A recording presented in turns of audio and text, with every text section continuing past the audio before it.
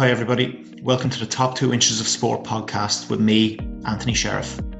This is a podcast about something that's always fascinated me, the mindset required to succeed in elite level sport.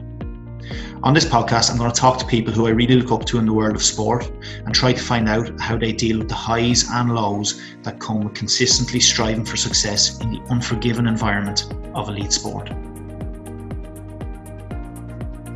Today, I spoke to the great Liam Griffin, widely regarded as hurling royalty in Wexford. Liam was Wexford senior hurling manager in 1996 when the county ended a 28-year barren spell to bring the All-Ireland title back to Wexford. This is the only All-Ireland title that Wexford have won in my lifetime, and Liam is still held in such high regard by the hurling public. He's a big advocate of sports psychology and even brought in a sports psychologist to work with the Wexford team in 1996, which he goes into great detail about in this podcast.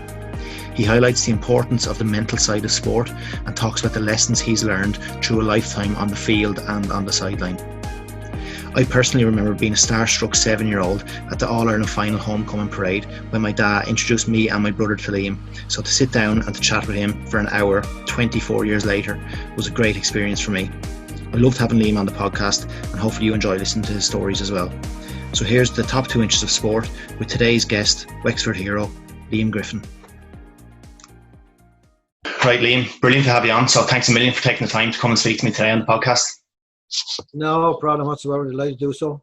Thanks. So we're going to talk mainly about your time as a coach at Wexford, but just to start off, talking about your own playing career, because you were quite an accomplished player yourself. Just for anyone that doesn't know, can you give us a bit of a history on your playing days?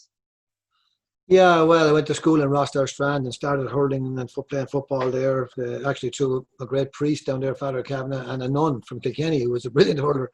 So I did a lot in school, but I was a guard's son, and I lived in Strand in a Coast Guard station, which had 3 rows of houses. And we were all young kids. We nearly lived in each other's houses, but they were all great footballers. Hurling wasn't as big a game for them at that stage, but mostly football. So we had a big lawn in front of the barracks, which was, useful for kids playing on. And I was the youngest, almost the youngest of all the guys there. So I became a famous goalkeeper before I was anything else. These fellas drilling me with footballs everywhere. So it was a good baptism of fire. But anyway, and I went to secondary school in De La Salle College in Waterford. And I wound up in the best football school in Munster, because during my time there, of the 5 years I was there, they won 4 Munster senior football finals. They got to 4 Ireland semi-finals. Never won a semi-final, unfortunately. And I was on 2 of those teams. So I suppose for my career, sports-wise, I was playing with lads from Kerry, fellas who won Ireland senior medals afterwards. And I was playing in that kind of an environment, playing in the best football in Munster, beating Kerry for teams in football. And I was doing well in those matches. So I was very, very pleased with my own performance in those matches. And it led to me playing for Wexford in all grades of hurling and football except senior before I'd finished my leaving cert, I think, or when I'd finished it that year. And then I was captain of the senior hurling team, and I played a lot of hurling when I was smaller, and Wexford won the All-Ireland the year I went into college there. And when I went in there, I felt I was cock of the walk, because in Wexford were the All-Ireland champions. So who was going to be better than me, for God's sake? So I went in there and I played really well, and I got captain of the Harty Cup team, which is the senior hurling team. And we got beaten in the Munster final. We were first ever Munster final in hurling for a Waterford College. Was strange. So that was my formative years, and I wound up with probably the best coach I have ever known and ever will know now. Brother Eugene, he played senior football for Cork, and he played senior football for Kerry. And he was an absolutely lovely man, and he coached us for football mostly. And I learned so much off of him, and that stood to me later on in life. And that was my time in secondary school. And then I was on, I think, all the Wexford teams that time in hurling and football, except for the senior teams, just at my leaving cert year. So I was doing really well at the sport. And then I went to Shannon College of Hotel Management. My parents my father had left the guards or retired, and they bought a small hotel in Roster Harbour. And I was kind of reared there, and from the time I was 12, and I liked the hotel business, and I went to the hotel school in Shannon. And then I played for Newmarket and Fergus and Clare, and I wound up in the best hurling team in Ireland. I think we won 2 Munster Club Championships and 2 seniors in my time and 2 21s. And I was on all their teams, and I got on the Clare team then in both hurling and football, junior football and senior hurling. And I played there for Clare for a while, but suddenly it was all over. I had to go to Switzerland as part of my studies. And effectively, that was my career over, even though I came back and played later for Wexford and that. But my career was essentially over. At least it was over in my head because I was gone away for too long. So that's a kind of a potted version of what I was doing as a player. But I was reasonably good, and I didn't lack confidence in terms of coaching afterwards because I knew I could play myself. Yeah. And was coaching something that you always had an idea that you were going to get into? And maybe when you were coming up playing for these different teams, were you consciously taking things from different coaches? Like, I'd like to do that when I get into coaching myself, and maybe I wouldn't like to do that. No, I wasn't. I wanted to be in Croke Park on Ireland final day marching behind the RTN boys band playing myself. That's my ambition. I did that a million times up against the wall and against the barracks wall. When these guys used to go back to secondary school and I was still in national school, I used to hurl for maybe 7 and 8 hours a day against the wall in the barracks because there was no hurling really. Rosslare wasn't strong in hurling at the time, and a lot of our lads went off to jobs after national school. So, like, I didn't really want to do that. I wanted to play. I always wanted to play. I never wanted to be the Wexford manager. That's no disrespect. I never did want to be the Wexford manager. But I was away for many years, and I came back to Rosslare, and I was asked to start coaching teams and training teams, junior football teams, because we hadn't won anything since the 1880s. And I started off, or the 1890s. I started off with our our junior football team in Rosslare, and like that was my first effort at coaching and playing at the same time. And we won a junior championship for the first time ever. And that set me on the road to coaching and and to managing teams. And then I managed a district team. We won the senior football championship in Wexford. And so like I did like it, and I did like doing it because I think Brother Eugene was coming out to me. I found him a great, a great inspiration to me and a great kind of an example to me. And I suppose I was now copying his methodologies as well, I suppose, at that stage as well. So I brought that to there, but that was before I took on the Wexford job, obviously. Yeah. Now, some people mightn't know that you actually studied sports psychology yourself back in the early 90s, which I'm sure at that time it was a very new concept, particularly in Ireland. So what was it that actually attracted you to study sports psychology in the first place? I actually didn't take out. I started reading on sports psychology when I finished playing. When I went to Switzerland, I came back to England. Then I had to work in North Wales actually, and there was a magazine out at that time called The Game, and the first picture on it was of Jack Charlton kneeling down in the middle of Wembley, having won a World Cup. Okay, he wasn't as good as George because George blessed himself. George, I don't think Big Jack blessed himself. But I watched that cup final, but. This was a fantastic book for me. I wasn't playing anymore, and it was, hard to believe, but I was about 14 and a half stone. I hadn't been training. But anyway, when I started to read it, it was an encyclopedia of sport, and it started at A, and I went through all of the great A's, people who were under the name A, and I went all through every great sports personality. So I used to read that every once a month, and you'd pick up an awful lot of stuff of what people did and how they trained and what they had done to get where they got to. So that gave me a lot of kind of stuff in my head, not knowing I'd be using it again. But I was reading stuff on sports psychology a little bit, but not as much as later. And then when I got the Wexford job, I did start studying it more, but I wanted, when I was finished with Wexford, I had no qualifications in sports psychology. So I thought, look, I've done a lot of work on this and I put a lot of time into it. So I want to get some kind of like recognition or some form of certification so as I satisfy myself. So I did a distance learning course through Newcastle College, and I got a diploma in sports psychology. That was fine for me. I felt, I'd come to the end of a sports psychology journey, and I got some qualifications around it because I felt that was important to do for my own sake. Very good, yeah. Now, I was talking to you on the phone there the other day, and you mentioned, and you actually mentioned there a couple of minutes ago as well, that you didn't really want the Wexford job. It was actually the minor job you wanted initially. Is that correct? So if you wanted the minor job, how do you wind up being the senior manager? Well, what happened was, like, I was going to Wexford matches, and like in the 70s, and my first All-Ireland final to see Wexford win was the 1960 All-Ireland final. I saw that. I was a kid. But when I came back from being away, and I got back on the Wexford team, because the Rosslare had no hurling team, and Dave Burney and Mick Kinsella were both great friends of mine. Mick had been the former county secretary, and Dave had hurled in 1960 All-Ireland. I'd hurled minor for Wexford with Dave, and I was friendly with him, and we bought 2 houses out in Bray at the same time, thinking we were going to get a bargain. We probably got ripped off anyway, but we didn't get too much of a bargain. But then he kept asking me to play hurling, and I had lost interest now because I was working split shifts. Hotel business in my time didn't suit any sport. Now, so I went out to puck balls back to them, and then I suddenly got involved, and then I joined Ferns because it was handy. It was almost the second parish inside in Wexford when you came down from Dublin. So I played for Ferns, and I got back on the Wexford team. But my father was alive at that time, and I was very interested. And my father died, and then when he was died, I just stopped. I said, "That's it. I'm not playing this anymore." He was the one who wanted to go to the matches and see me play, so I'd given up. Now, when I started going to the matches, then in the 70s, and Wexford lost 2 All-Ireland finals, and then we started to lose more in the 80s and so forth. With some very good teams, we were losing a lot of stuff. And I actually felt that apart from being very badly disenfranchised in Wexford, which I would be disappointed we never did anything about, we were a dual county. Playing a hurling and football, and I'm in favour of playing both, absolutely in favour of playing both. But the whole championship in hurling and all of those things were skewed against the people like Wexford that were doing everything right. Like Kilkenny could go through an entire programme and never ever miss a beat playing their senior championship and play all the way through till September most years. We were getting beaten in June and so forth, and maybe early July, and they were gone. So we were losing all those years in hurling.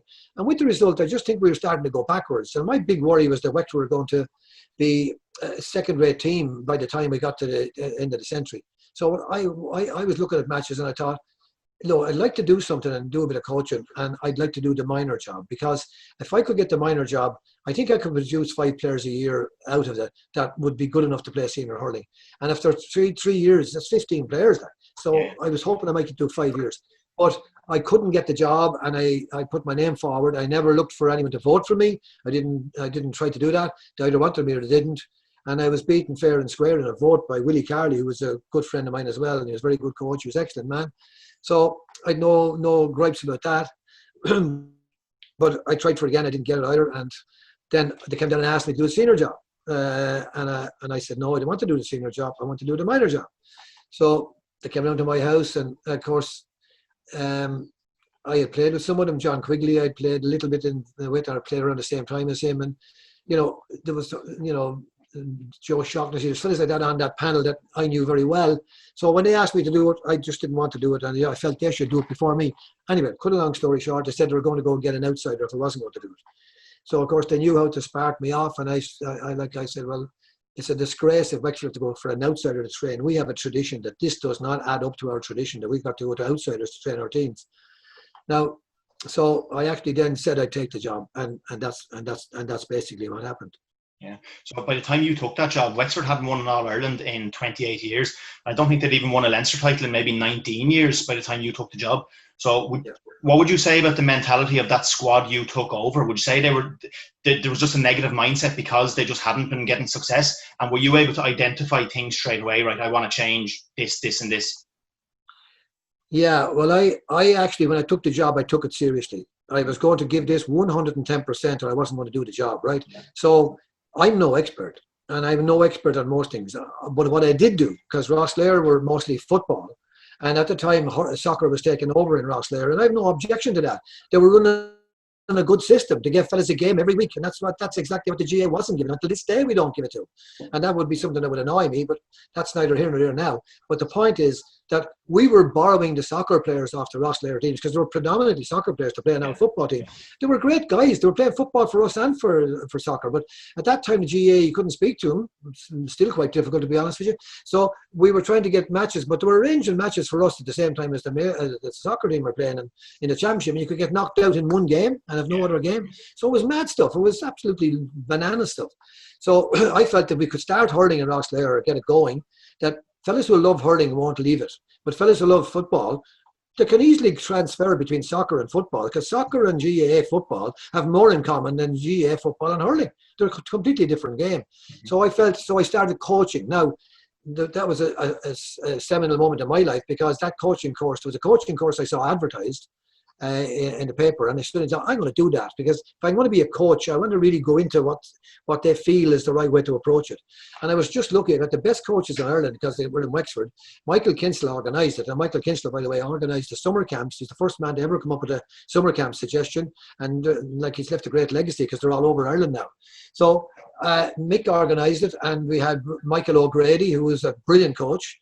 We had a fellow called Ned Power, who was a former goalkeeper for Waterford and a fantastic coach, and a man called Tommy O'Riordan from Leitrim was coaching as well, and coaching hurling. So I went, it was a weekend long course, and I went to that and did that. And I think that was when I got the real bug for coaching, because I really enjoyed it. There were great men, and there were terrific men to coach and terrific men to teach you, great mentors. So I learned, and that's where I would have done that kind of technical side of coaching. But when I got the Wexford job, I wanted to do everything to the best of standard I could possibly do. That was in terms of physical fitness.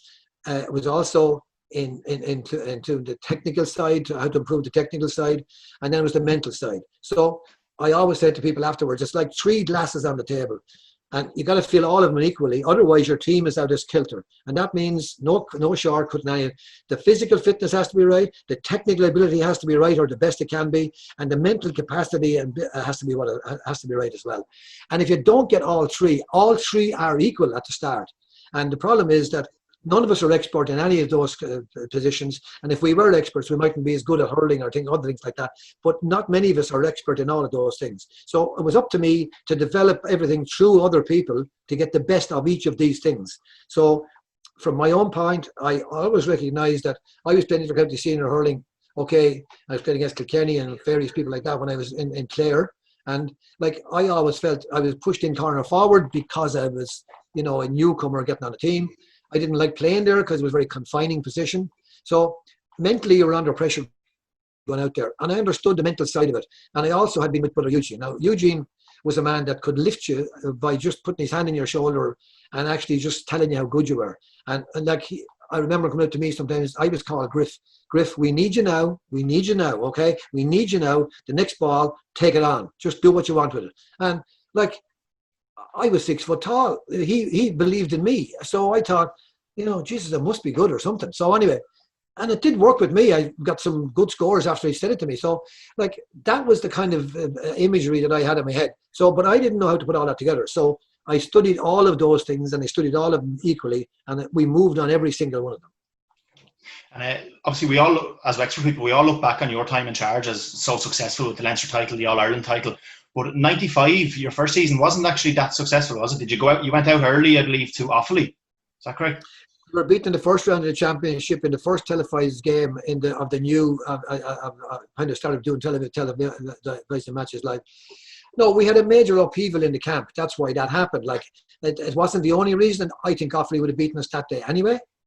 But we had a major upheaval, which was disappointing for me, because we had an argument with the Owler club at the time. I have no begrudges whatsoever. I carry no bitterness against anybody for doing that. They were wrong, in my opinion, and I think I stand over that till the day I die. They were wrong what they did. They played in a league game that was not that important on the Wednesday night before we were playing Offaly in the first round of the championship. That was unheard of in any county, and that had breached our rules, in fact, of what we were trying to do. And I wouldn't mind, but I was letting players play for their clubs, but that was outlandish to do that as far as I was concerned. Now, they obviously felt we'd no chance, otherwise they wouldn't have done that. And also, when we announced the team, we'd announced the Owler players on the team, and we were put in a very difficult situation. We couldn't drop them, which we should have done, because they had breached what we had done. We'd already didn't punish other players, but we didn't pick them on days because of some maybe minor breach. And this was a major breach. So we had to do something. And I was determined we were going to take some action. So we took the captaincy off of Liam Dunn, who was the captain of Wexford at the time. That was all we could do without dropping the players, because it wasn't fair to our supporters to drop them, because they had seen the team and bought their tickets in advance. So we said, okay, we won't drop them, but we'll take the captaincy off the other players. And Liam Dunn asked me to give it to Martin Story, and I said, there'll be no Owler player lead the Wexford out the next day. That's it. That's the situation. And we didn't do that. And it upset the team. And when we were finished that night on the field, like, we knew we were going to get beaten, but by how much was the question. And that's what happened. But the good side was, the players all saw that we were honest and we were fair, and that was one of our governing principles. The first word I ever wrote in front of the players was honesty, and we were being honest now, and they knew that. And without going in and preaching about it, when we went back after in September, after Clare won the All-Ireland to have a meeting and so forth, there was a whole new energy, and the whole place was on side suddenly. Everybody was on side, and then we started to go to work, because we wanted to see the measure of what we had anyway. In the first year, what have we got here? What have we got with us? Like, so we wanted to see the measure of that. And I had a great backroom team. If I deserve credit, and I'm telling you now straight, and I mean this very sincerely, no manager ever won a match for a team. Now, some managers could lose you one, but there's no manager who wins. You're either good enough or you're not. But it was up to me then to pick a good enough management team to back up that team, to get it out of that team, because that team were good enough at the end of the day, and they proved it by winning it. So the credit is due to the man that's in the arena, whose toil and sweat and blood is there, not to the people on the sideline. The people on the sideline have a completely different job. They're managers, they're not players. So therefore it's a player's game and should always be a player's game. That's my view on it. Anyway, the tabloids have made too much of managers over all the years. Anyway, so from our perspective, I picked two great men, Rory Kinsella, and I picked both because both of them, and Seamus Barron from Rathnure, they looked after children in their clubs, and they coached and they were involved in underage teams. I had learned, I'd been involved in football management, and I think that didn't work out for me or for anybody else either, as far as I'm concerned. So I learned then that what I needed was somebody, because a fellow who has gone to his club and coached kids, he has an empathy with people who find it difficult to do certain things. And I felt that was the right attitude to have. So we selected those, and then we picked a real young guy to do the physical training, Sean Collier, who turned out to be brilliant. And then Pat Murphy did all our kits and all that, and he was a great man to look after us as well. And that Stephen Bowe was the doctor. And then later on we brought in a sports psychologist later on altogether, because I'd done a lot of it on my own up to that. So that was the backroom team we put up. Without that backroom team, we'd have been nothing. And we were very united, and so was the team very united. And eventually the entire squad and that management team were inseparable and had a great bond. So at the end of that 95 season then, is there no point at all where maybe you're feeling a bit of self-doubt about coaching at that level? Do you take it all as a learning experience that you've seen firsthand exactly what's needed, so you know exactly what to do now, and do you still have that confidence that Wexford can achieve great things? I know this might sound a little pompous. I had confidence in myself. And I had confidence coaching senior inter-county hurlers. I had been a senior inter-county hurler before my 21st birthday or 20th birthday. So I was confident, and I played for a great club team, and I played really well on a team that I was the only man on the half-forward line that wasn't playing for Munster. So I was competing, and I knew, and I played in college with county minors, went on to play senior, and I played against like Eamon Cregan and all those fellas, and you know, the Grimeses in Limerick that won the 73 All-Ireland. I felt, rightly or wrongly, that if I'd have stayed in Ireland and a good club team like Newmarket and Fergus, I'd have been at the top in hurling. I felt that, and I felt confident about that. Now, maybe I never would have been, but I felt I was, and I felt technically I was really good at it. Christ almighty, I put in enough effort onto it on my own, and then in Rossiter Harbour I was training the ball at it, just to get on a Wexford minor team and played no minor match at all in the club. So, like, I was confident. So that confidence in me did not waver. My worry, I was going to run out of time before I was sacked. Now, there was a move to get me sacked at the end of that summer, and I don't bear any grudges against those people. That's what they believed was right, and I don't blame them for that. At least they were straight about it and said it, and they went, tried to do something about it. But, like, I knew, look, if I get time, I want to be able to get the best out of myself and out of that team. And after that, then, if I fail, fair enough, there's nothing else I can do. But I felt, don't let me go now. I want to just get at this and do it right. And that's basically was how I started into the year of 1986. And luckily, I was right there. In the end of 95, luckily, I was still there. Okay, so you bring in Niamh Fitzpatrick then as a sports psychologist. So anyone that isn't aware of who Niamh is, she is a sports psychologist. She's worked with Irish Olympic teams. I'm not sure if that was pre or post working with you, but she's very post. She's very high level sports psychologist. So at what stage do you bring her in, and are you convinced that is something that absolutely has to be done at that time? I'm convinced before her time that we were going to have a mental problem, right? So I went to America to a great friend of mine called Bill Bowen, who's originally from Enniscorthy. His father was Nicky Rackard and the Rackard family's doctor, actually. And he was one of the leading dental researchers in the world, and he was in Rochester in New York, upstate New York, and he was in Rochester University. And I went over to him, and he was mad into sport as well. He's a Wexford man as well. He was thrilled I got the Wexford job. He was absolutely thrilled over it. So I asked him to look. I wanted to try and get hold of some seriously good stuff on sports psychology and on all aspects of sports training. And my brother was a coach in England. He was with the pre-Olympic coach with the British team in Atlanta. He's the first man told me that Michelle Smith's name was going to win all of these medals. I'd never even heard of her, to be quite honest with you.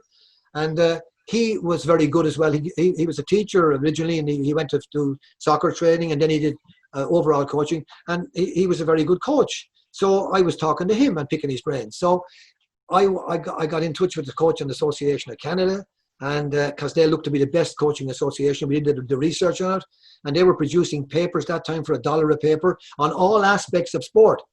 they were talking about the physical, the technical, and the mental in all of their stuff. So you could buy for $1 a paper on a specific subject on sports psychology on the technical side. So I bought lots of that stuff. It was before the internet, and I read them inside out. I took photocopies of them, and I gave them as I read them back to the players.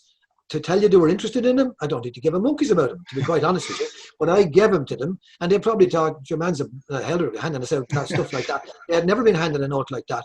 But look at sport psychology and training is about education as well. You're educating people as well as everything else. Because if you're getting some education on something and you're passing it back to them to educate them, now whatever they do with it afterwards is their business.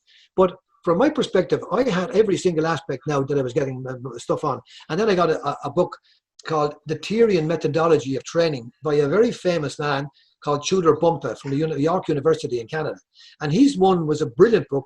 And I got that with Sean Collier, and we agreed a fitness program. We agreed an entire fitness program based on a periodization system whereby everything had its period. And we sat down and did each period analytically and agreed it. Because I had the hurling knowledge, he had sports knowledge, and now we had hurling knowledge, sports knowledge, and experts sitting in front of us to read about that were putting academic papers in front of you, not bullshit like, winning is not a thing, it's the only thing, and all these cliche stuff that you can't anchor yourself to. And you'll understand anchoring. You can't anchor a thought to, it's not the only thing, oh yeah, it's a real thing. What does that mean? It means nothing when you're going to play. So we got each one of those aspects, and we did each one, and we analysed it. I gave out the stuff on the sports psychology stuff. A lot of it made a lot of sense, and it was very good, and it gave the history of some great players and great athletes and what they had done on that side. So we were giving them out that stuff right through. Now, it'd be wrong to say they weren't to paying attention, but we also had brought in John O'Leary, who was doing our analysis for us. And his analysis was, I don't think any teams were doing analysis at that stage, not that I know of. So we set up an analysis system because we had looked at how we could win anything. And what we did was we put it up on a board. What is hurling? What is it? Tell me what hurling is. What do you do in hurling? And we listed down everything that you do in hurling. And we said, right, this is about blocking and hooking and all this.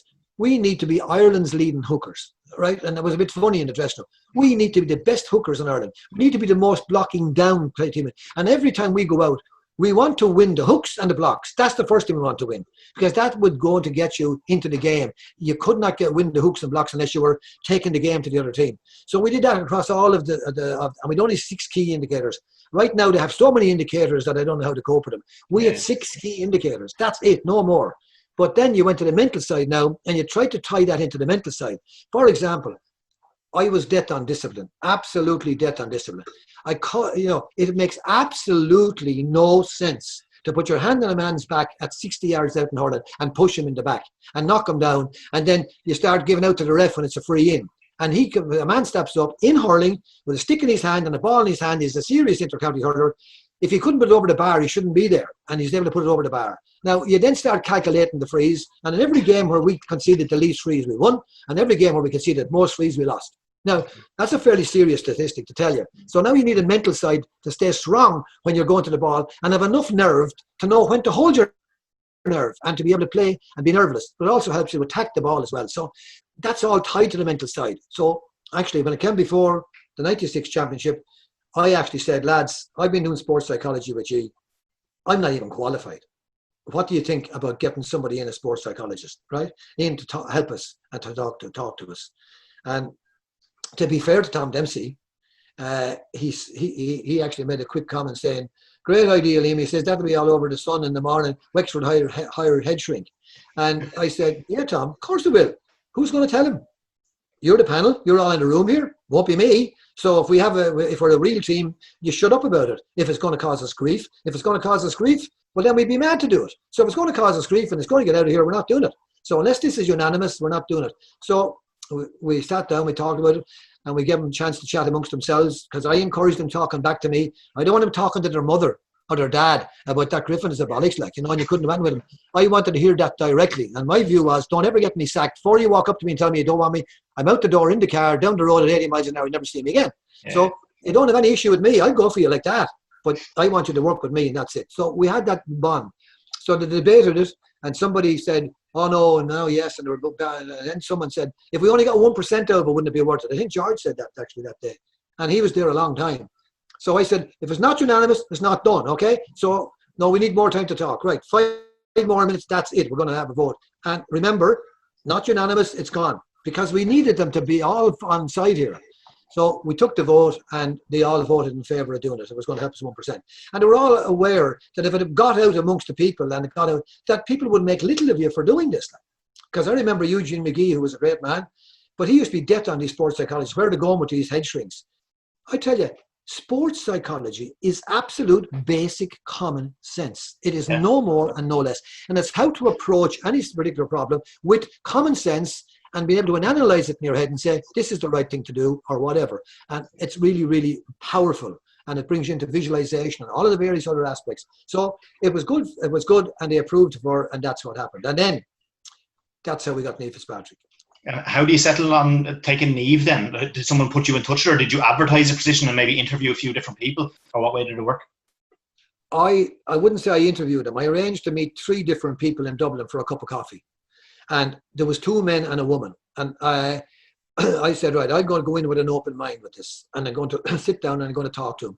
Now, don't forget, I'm a Mickey Mouse sports psychologist now going to meet them because I know a bit about it, but I don't know enough. Okay. But I still knew enough, plenty. But I felt now going up there in the car, I said, right, you know F all about this, say. So don't you start getting cocky in here and start telling people what to do.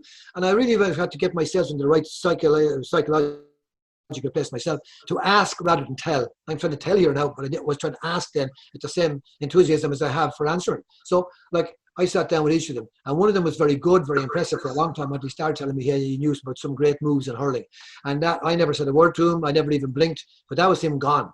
Yeah. I didn't need him telling me about hurling. I needed him to be specific to his own job. Don't stray away from it. You don't know anything about it. Stay with it. And the next man wasn't. I just felt, he didn't have enough drive in him. I just felt. And then I interviewed Niamh, and I'm not joking you. Within 5 minutes of them, this is the right person, right? Yeah. She was absolutely outstanding. She was young. She was a lovely looking girl. She was just really, really fantastic. And I really thought, this girl would work wonders. So I told her to come back to her and go down in the car thinking, how do I bring in a woman psychologist into Wexford and keep it that has not been said? Because this will really, this gets out to say, Jesus, that Griffin has come up from Rosslare, You know what he wants to do? He wants to bring in a woman to talk to him, Would you believe that now? No wonder it shits me out of us. That's what you'll have someone saying, right? Okay. So from our perspective, this was the best candidate. She was brilliant. She was fantastic. She was a woman. All the better. A woman amongst us was going to be great because they bring a whole different atmosphere to a camp. And she was a fabulous lady and a nice lady. So we had him in Ferrycarrig, we had him downstairs, and I met Niamh in the lobby and the boys were downstairs. So they didn't know who was coming. So I said, walk down the stairs. She walked in with me. I didn't know who she was. And I said to them, this is your new sports psychologist. And I could see their jaws dropping everywhere. I could see, oh my Jesus, oh God.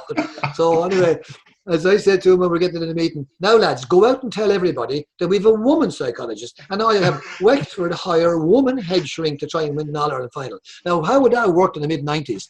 I'd have been crucified on Vinegar Hill for sure for a start. Oh, Jesus, your man is mad. So anyway, Niamh came in. And I said to Niamh, you stay with what you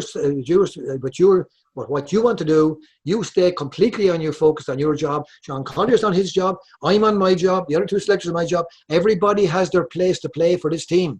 And all of the team we had in the background, I have to say, they weren't just good, they were fantastic. And they were great support to me as well when I was under pressure from time to time. They were really great.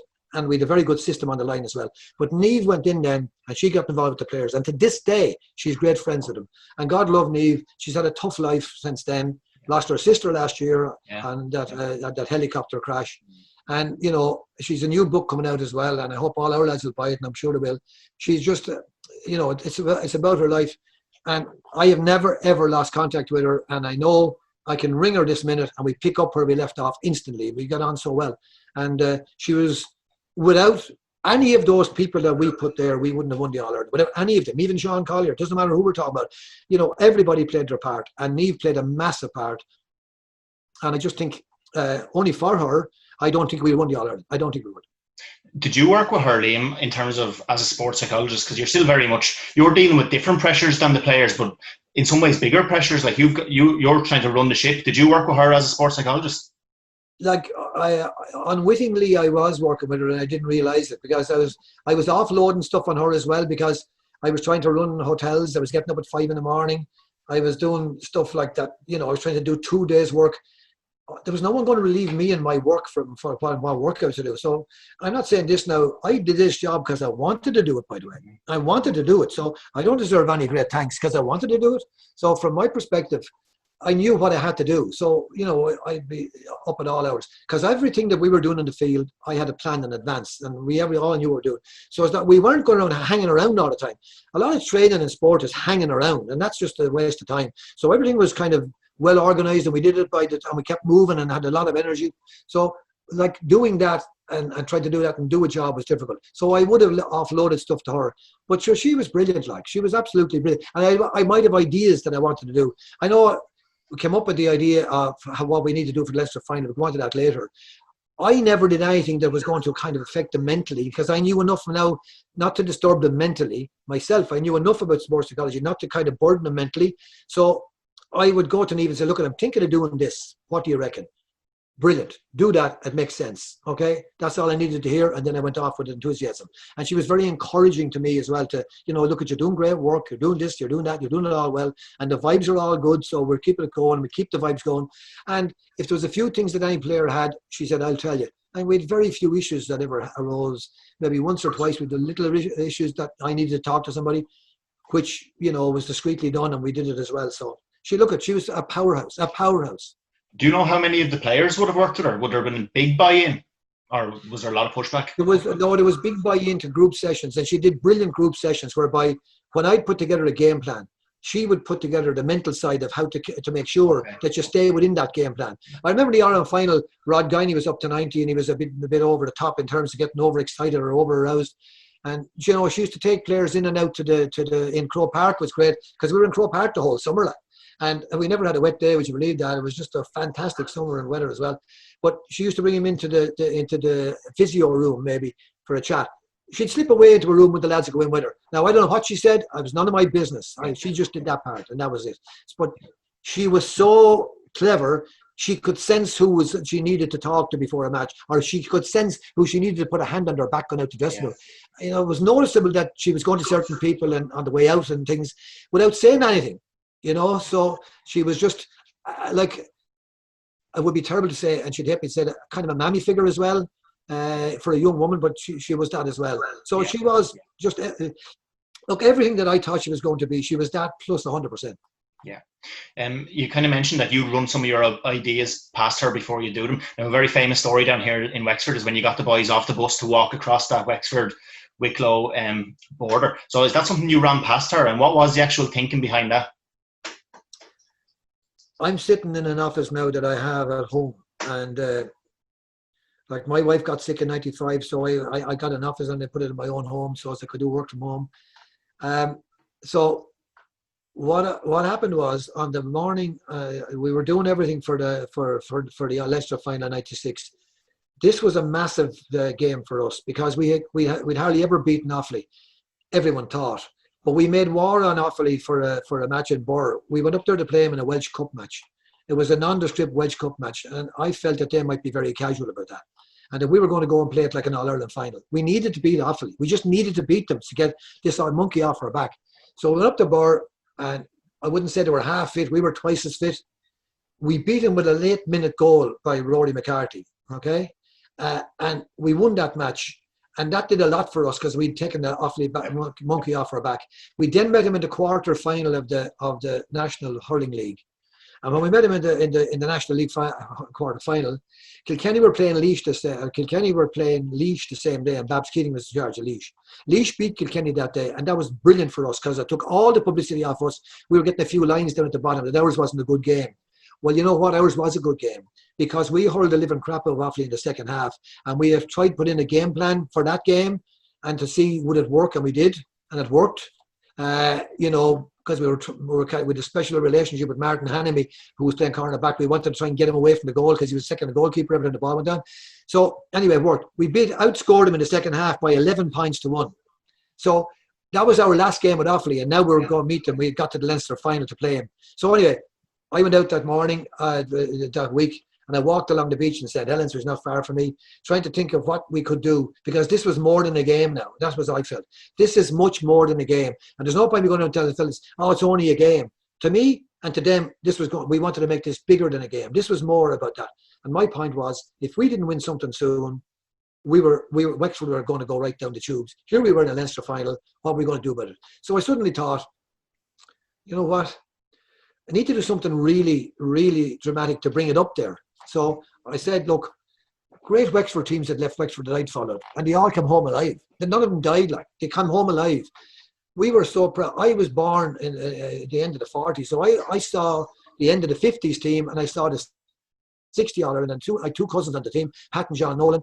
And like, from my perspective, I had grown up with that. From the time I was 5 till I was 19, Wexford contested almost half of all the All-Ireland finals contested. Almost half. So I grew on that. So I had no inhibitions about any team. And to be fair, and this is not being arrogant, I didn't think Offaly had any right to be beating us, to be honest with you, even during the years. Right now, that's an arrogant thing to say. They had, because they're great teams. So I decided, look, I'm going to do this.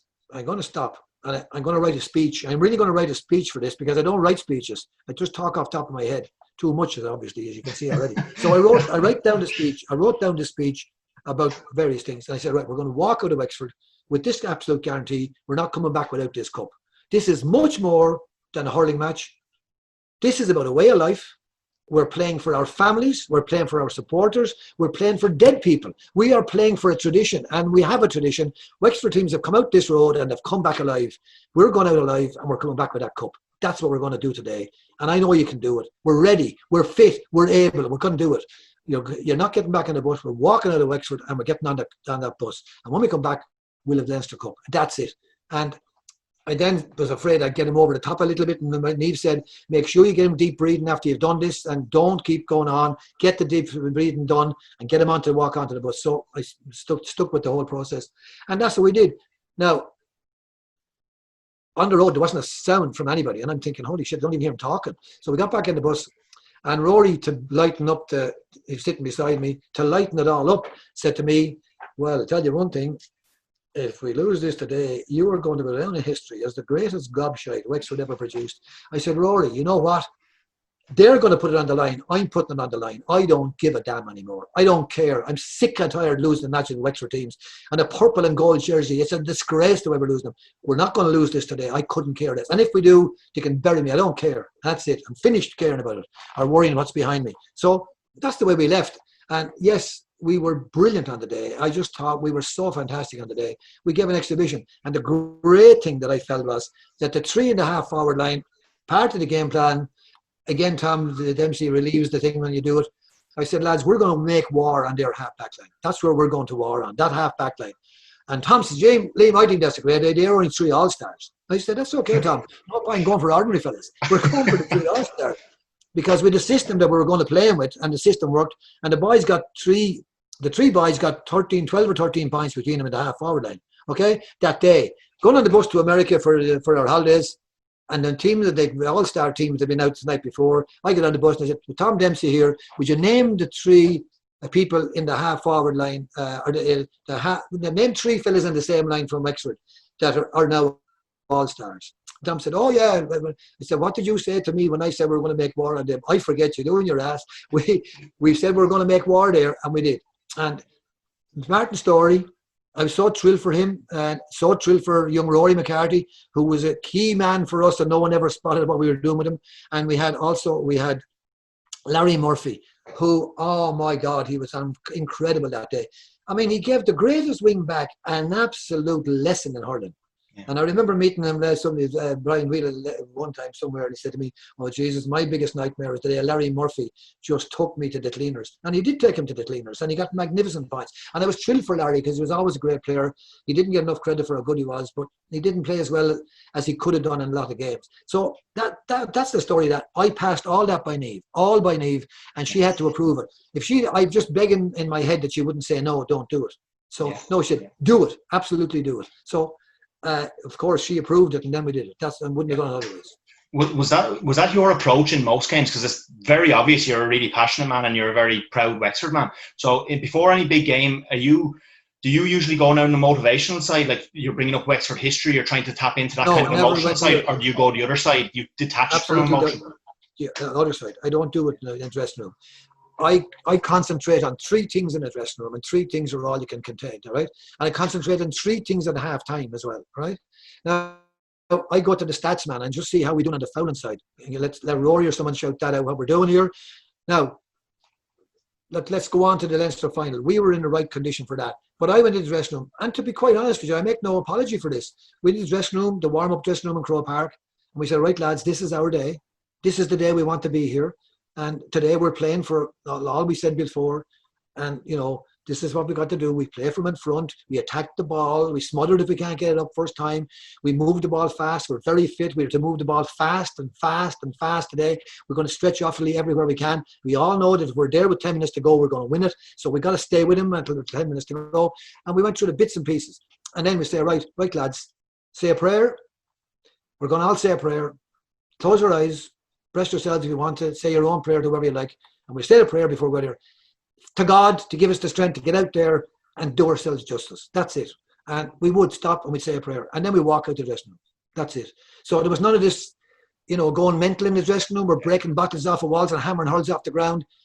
That's not what I think is the right thing to do. You're doing it the wrong thing when you're doing something like that, in my opinion.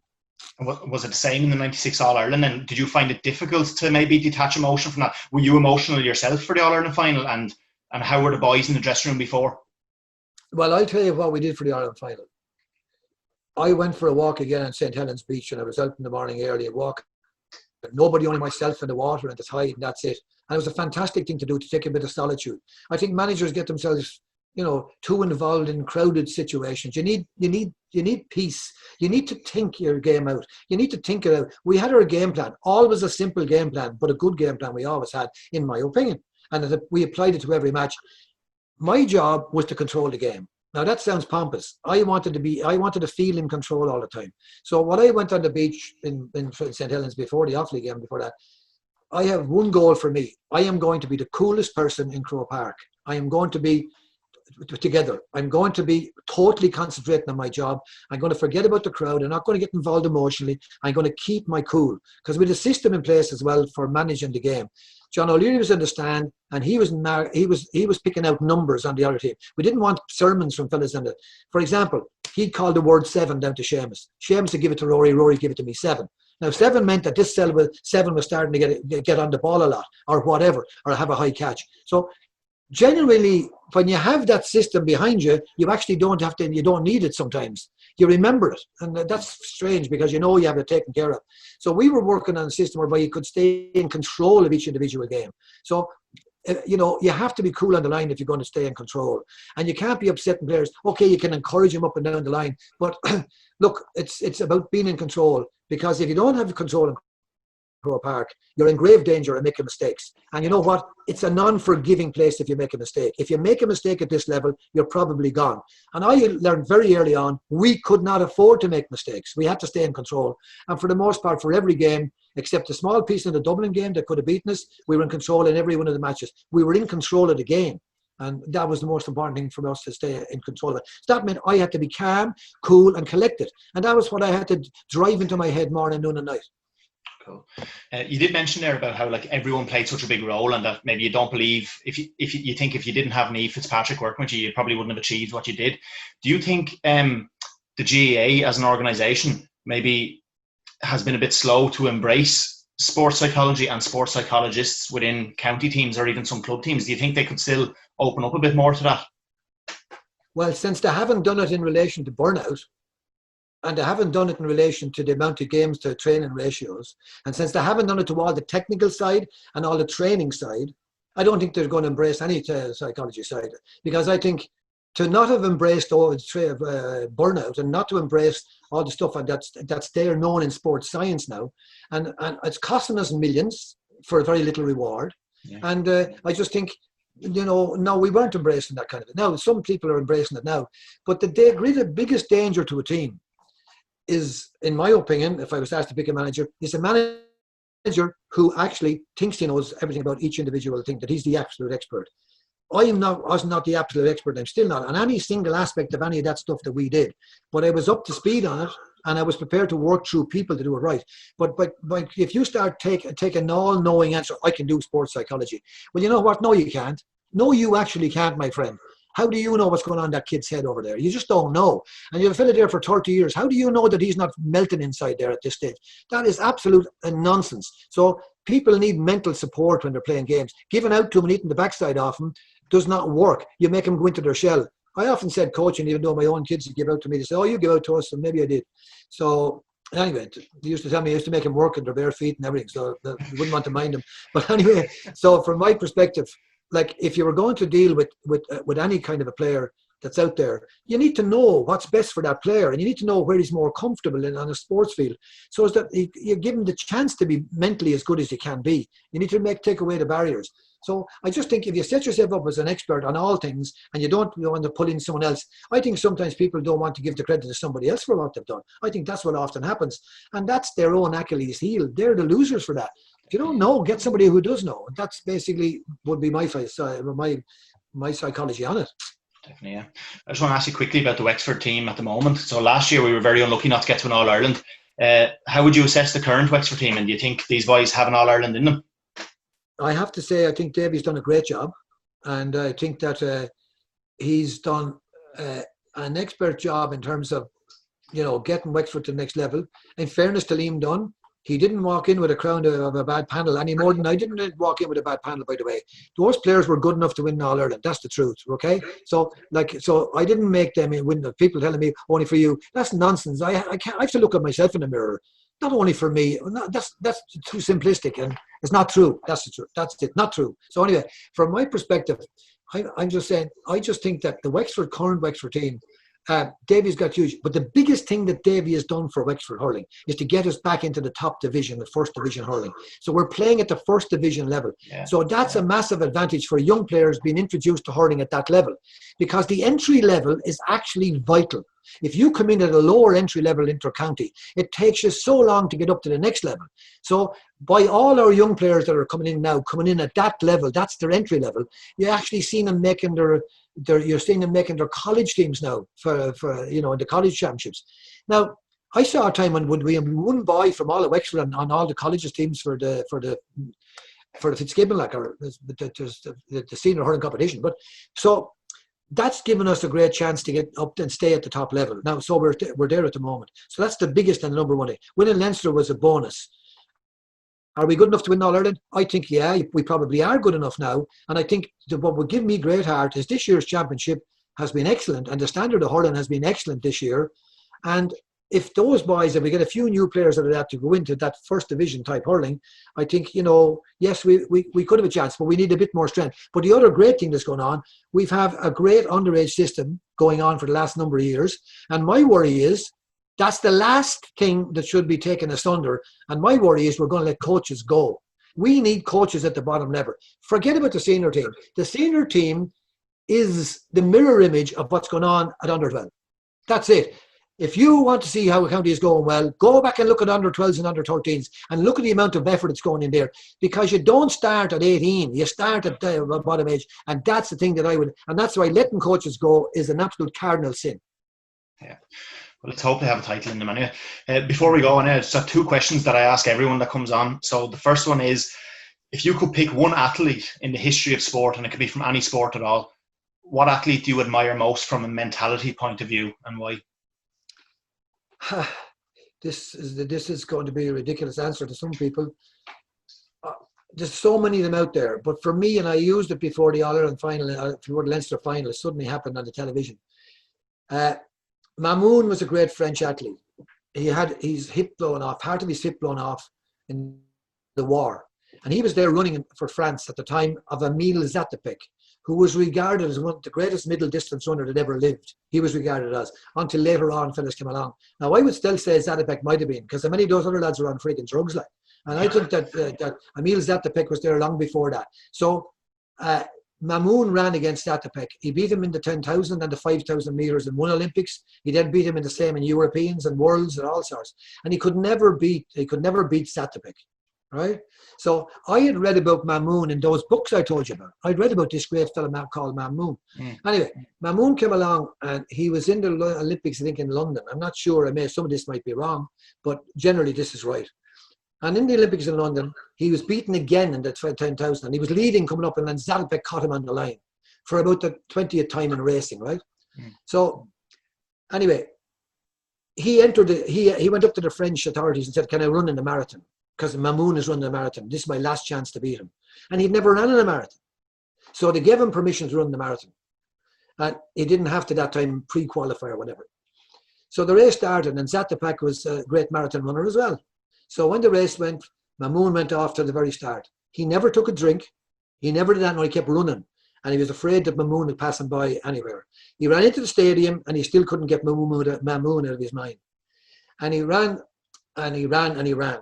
And no sign of Mamoon. Anyway, you go around the stadium. So Mamoon's come into the stadium, I think, when he was going. But he was stayed there, and he beat him well. And this great story of sport, which, you know, I think I just love sport and stories that are honourable. Mamoon ran over the line.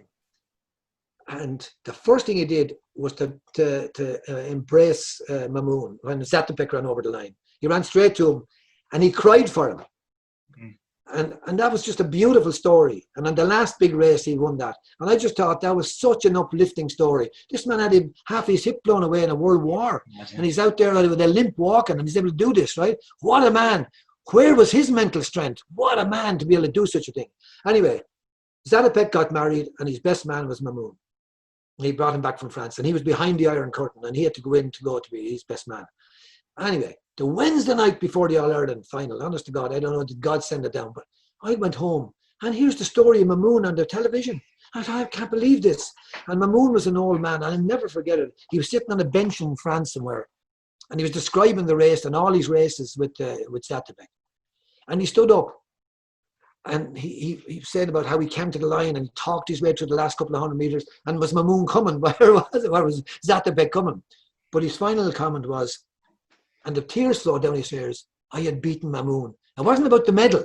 I had beaten Mamoon, right? He got the gold medal, but I had beaten Mamoon. So he, you know, in other words, I've done it at long last. And I just thought that was one of the greatest uplifting. And of all of the great athletes, I would have thought, to me, Mamoon was just a wonderful man and a great example of human endurance. That's not an answer I've had of anyone else yet, but I think that's my favourite answer that I've had so far. It's a brilliant story. And the last question that I ask everyone is, if you could go back and talk to a younger version of yourself, so let's just say when you start playing senior hurling, that version of yourself, if you could give that younger version of yourself one piece of advice, again, from a mentality point of view, what would you say to that younger version of yourself? Well, I'd say, what the hell did you go into the hotel business for? You could have played, because look at that took away every dream that I had on the sports field, to be quite honest with you. So that would be the biggest thing. I'd say follow your dream. But I noticed that the club players have done a survey of their players, and 40% of the players have said, and this is a reflection on the GAA, 40% of them said that you choose the wrong career just to stay a play hurling. Now, like, I choose the right career. I love the business, and I now have that as some comfort to me for not doing on the field. Is it a comfort being a manager? No, it's not. It's not a comfort. It just isn't a comfort. It's a different system. But the point is that I think you've got to have a career and you've got to have your sport. But I think to keep you balanced, you can't go around choosing wrong careers because you wanted to play.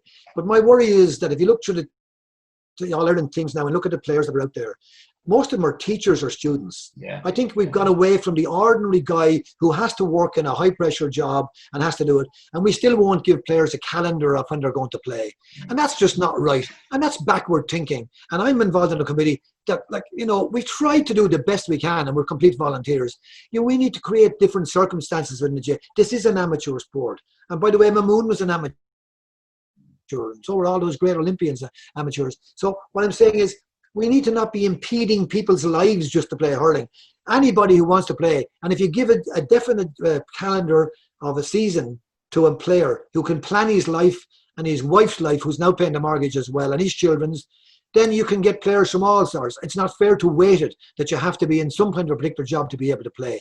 And that would be my advice. You know, choose your career as well, but don't lose your career for hurling either, because it really, At the end of the day, you'll be working longer than you're playing hurling. Yes, you might miss the glory days, but you'll have glory days, in other words, put your work to it. So I think we need to introduce and take a responsibility that we owe it to young people to keep balance in their lives, to not upset the balance. To 40% of them think they're choosing the wrong career. That is absolutely a piece of information that needs to be worked on instantly. The same as burnout. Same thing. That'd be my advice. Great way to finish. Look, Liam, I can't thank you enough for the time you've given me, especially as a young Wexford man in 96. In 96, I was only 7 years of age, I think, but I still have vivid memories. So there's a whole generation like me who have memories that will take to the grave because of you and those boys in 96. So A, thanks for the memories, and B, thanks for coming on to the podcast. Really appreciate it. You're more than welcome, and I wish you all the very best of luck in the rest of your career. I hope you fly. Brilliant. Thanks a lot, Liam. All the best. No bother. Okay. Thanks. Massive thanks today to Liam Griffin for coming on. I mean, he's a bit of a childhood hero for me, so that was a bit of even a surreal experience, just having a conversation with him about that great team. So I think anyone from Wexford of my generation probably, has Liam and the rest of that team up on a pedestal. So to hear some of those stories was just brilliant. So massive thanks, Liam, for taking the time. Hopefully you enjoyed it as well, and same as always, if you did, you can share it around with friends, family, whoever you think might enjoy it, and you'll be able to find the podcast same places you can always find it, same podcast sites, Facebook, Twitter, YouTube. And I'll be back next week with another athlete. Thanks, everyone. We were dancing at the crossroads in the shadow of a bonfire underneath the silver moonlight.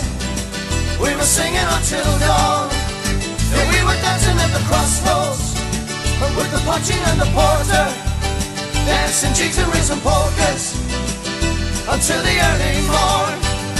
And every barren on the main street, they were hanging from the rafters, and they sang the boys of Wexford like it was going out of style. All the bingo halls were empty, and all the masses finished early.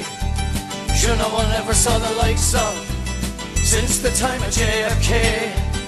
And when we look at young O'Gorman, and through the midfield he was storming, and then the Cusick stand erupted when he scored from 60 yards. And we were dancing at the crossroads in the shadow of a bonfire underneath the silver moonlight.